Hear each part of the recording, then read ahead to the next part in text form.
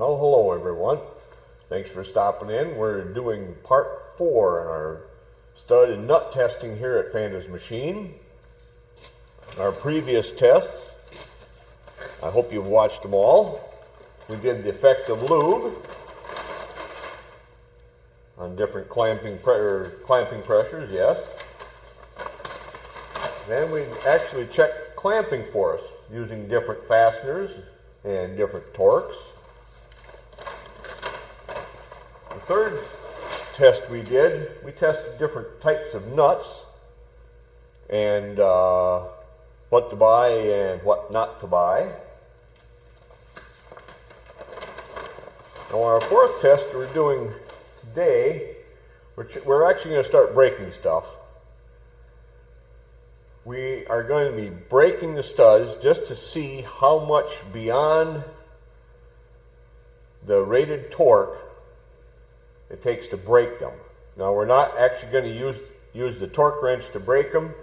I'm not going to subject a good torque wrench to the impulse you get when a stud breaks. You'll see some of that later on, and there's an outtake that really tells you. We're going to set a baseline just with one of the standard studs we make here. This is 9/16.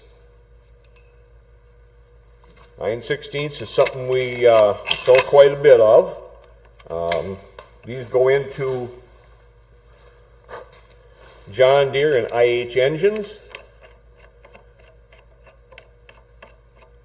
All kinds of different lengths, all the way from 4-inch up to 12 1/4 inch long. Depends on what you need. We'll make it custom, not a problem. What we're looking for here is,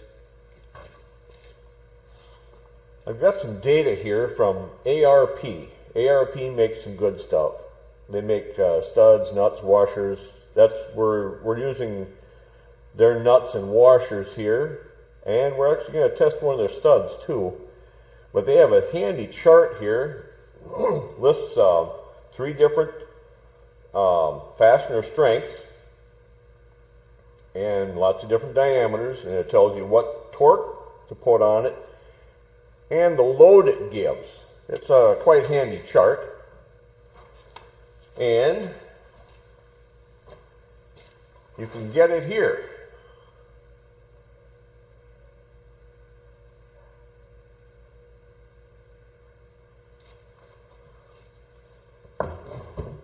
Also, what it tells you in there is that their torque is 3/4 of the yield strength of the fastener.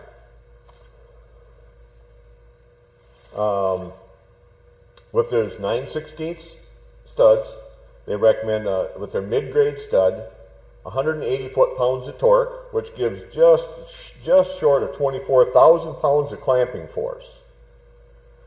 Okay, now if you've watched the previous tests, 180 foot-pounds of torque gives 950 to 1,000 pounds of pressure on our dial here. Okay, if we divide that out, just say 1,000 divided by 0.75 means this fastener should yield at 1333 psi. So 1330, 1350, somewhere in there is what you should see on the gauge when it yields. And what you'll see is it'll go up, and then it will kind of hold there. Even with more turning, it'll just keep holding and holding, and then it'll go up again. Now when it's just holding at each turn, that's the yield point, and I can feel it with the breaker bar here when I'm tightening up with. You won't be able to see it so much, but I can feel it. And then it'll rise up to the tensile strength, and then it will come back down and then finally break. Now when it breaks, we have to catch it, so we've got some blocks to put on either side of this. catch the broken fastener. Here's a little outtake of just what can happen. Okay, are we ready to go? Yep.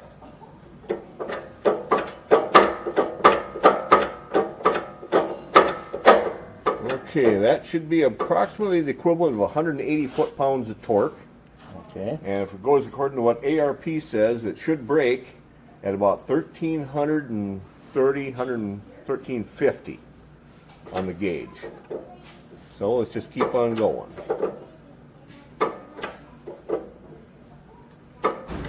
That's where it should give. There it felt it give. And the gauge says about 1350, 1375. We'll keep going.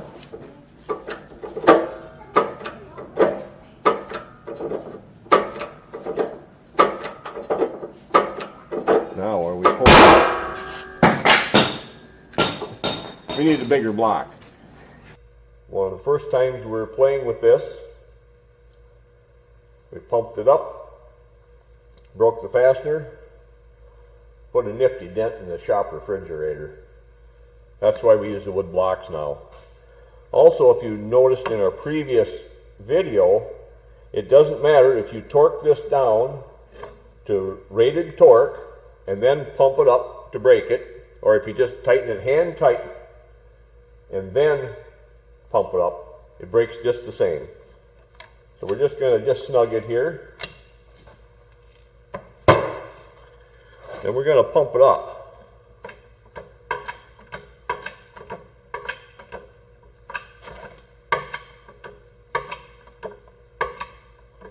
That should be approximately what we'd have with 180 foot-pounds of torque on the nut.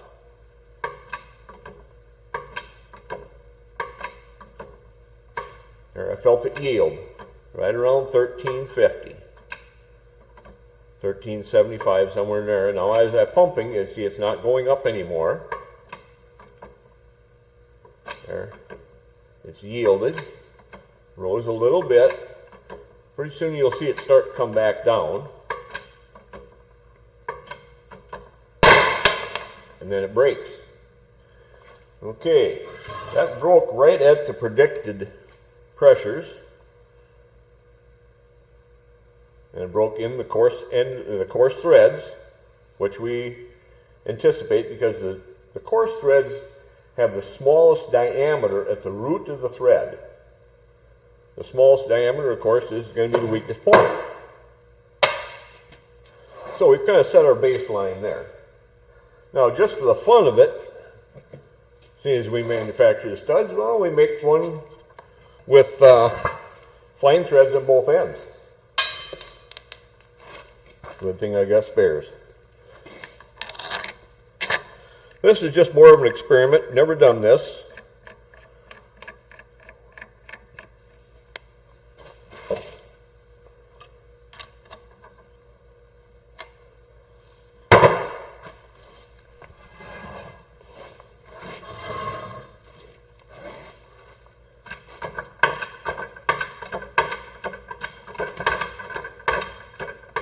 I have no idea how far this will go.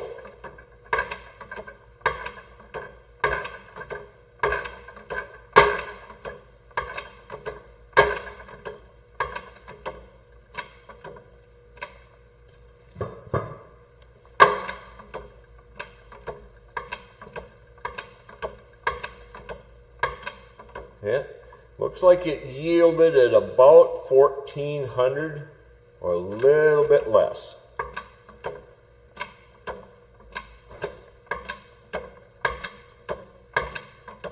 Wow, that's really stretching.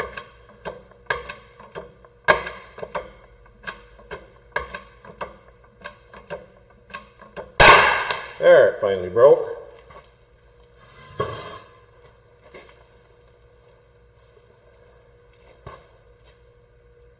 And the nut screws right off the broken end.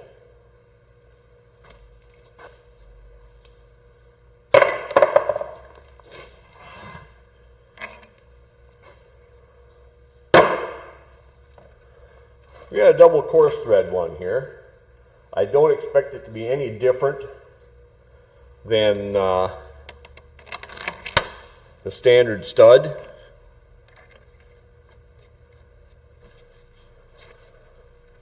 Okay.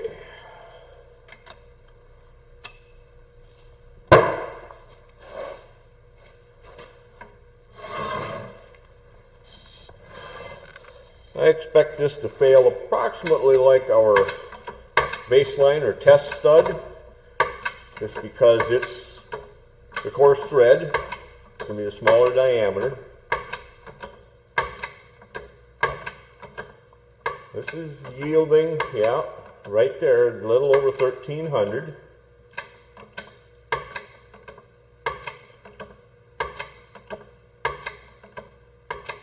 It's just kind of holding there as I pump it up, dropping. It should snap pretty soon. Right about there. So we're not seeing any difference really on the coarse thread one. Next up here, we have H13 tool steel. This is quite a bit higher strength. It's around 220, 230,000 psi.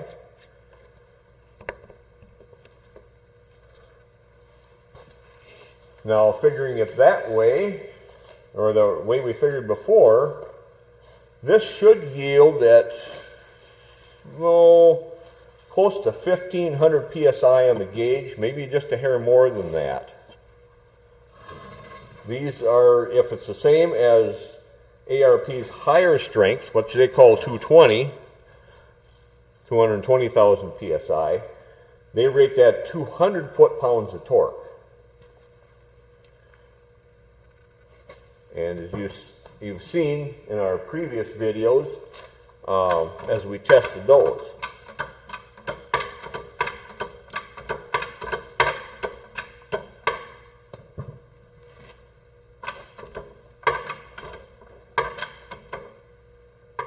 There's 1,400, a little over. There's 15.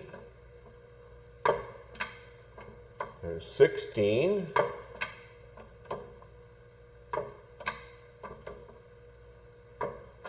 And I think I felt it give right in here, right around 1,700. That's where it broke.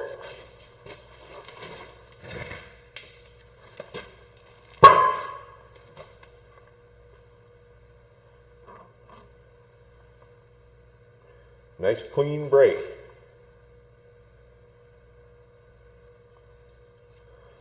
Now you noticed that it didn't have nearly as much pressure difference between the yield, is where it gave, to when it broke. The earlier studs the lower pressure studs are more ductile, which means they'll give and they'll pull and they'll stretch more.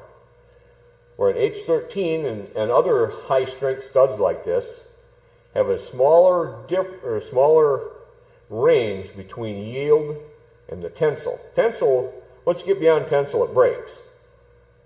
As you saw the earlier ones, they would drop down, and then break.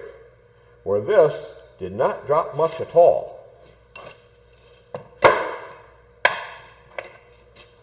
Now, we've got one other thing here we're going to try. All the studs we make here are rolled thread studs, and I think ARPs are also. The advantage to rolled thread studs is it's cold forged, it's not cut. The grain of the steel is not cut. It's actually forged. You know, if you were looking at a fastener, you'll see like a bolt, you'll see the head is forged. It's forged because it's much stronger. The grain is not cut, it's actually folded around. And that's just what you get here. Now this is actually, we made these with the cut thread on the coarse thread end, just to see how much difference there is.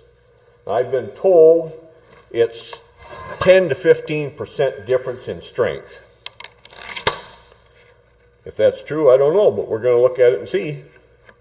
I've seen people not advertise, but try and pawn off cut thread studs for high output, high pressure, high performance use. You might get by sometimes, but I don't think it's a good practice. It is a lot easier though. Okay, let's just see what it takes.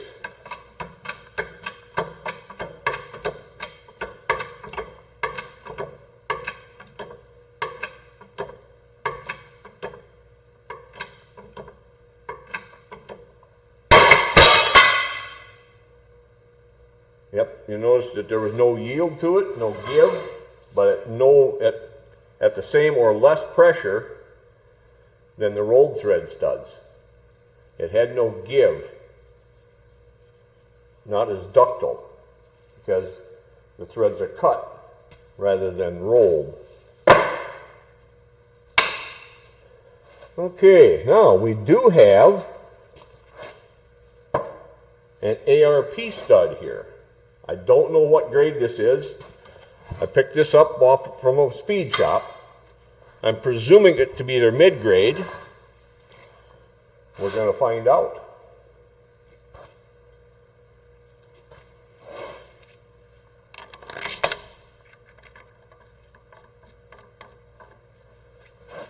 Okay, we've got the ARP stud in here. Now, as I said, we don't know what grade it is. Presuming it's to be the mid-grade, it should break, or should yield, at around 1350, 1330, something like that, about like the other ones we've seen. If it's the high tensile, it will go up over 1500. Well, let's get the blocks in place and find out which one it is.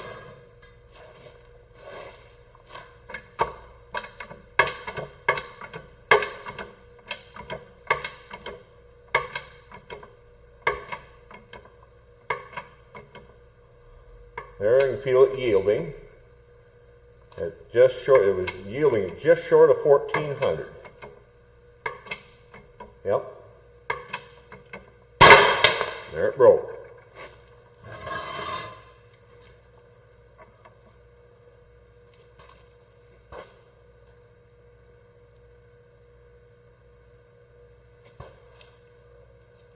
So, looks like ARP, this is an ARP, and they're mid-grade. It broke almost identical to the fasteners we've already seen here.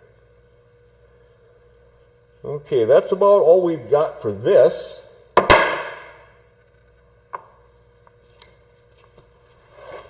We've got another video coming up where we're testing not just strength of the fasteners, strength of the things that they're screwed into. We've got different materials, aluminum, steel, cast iron, plus we put it in some engine block and we tested in that. Different strengths of stud, different depths of engagement.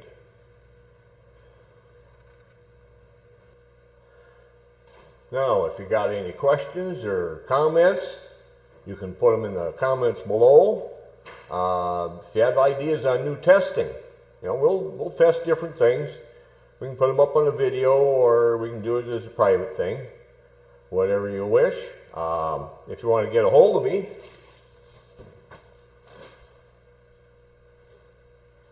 oh, sorry, that's for the used car lot. There we go. There's the right one.